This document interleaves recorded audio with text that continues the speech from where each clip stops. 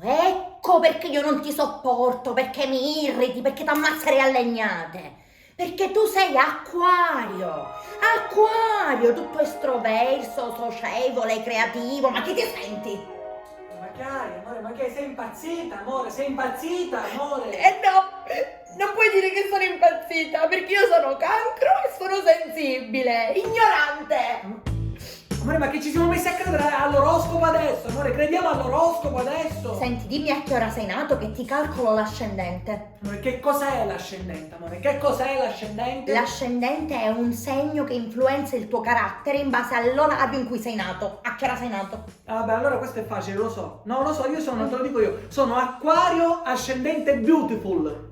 Ma che vuol dire? Perché io sono nato alle 13:45, ora in cui comincia Beautiful, quindi io sono acquario ascendente beautiful. Ma perché devi fare sempre il simpaticone a tutti i costi? Perché?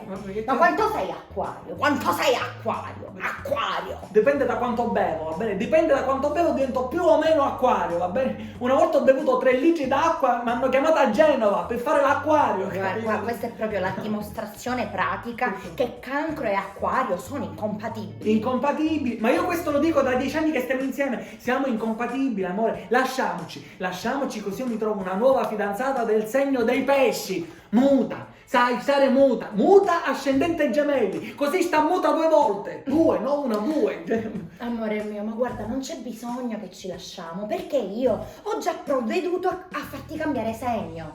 Che vuol dire? Che vuol dire? Guarda, da quando stiamo insieme io mi impegno giorno e notte per farti passare da acquario ad ariete. Ariete. Ariete!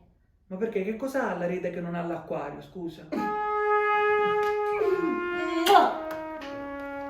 Guardalo l'ariete, che bello, guardalo, c'è queste cose carine.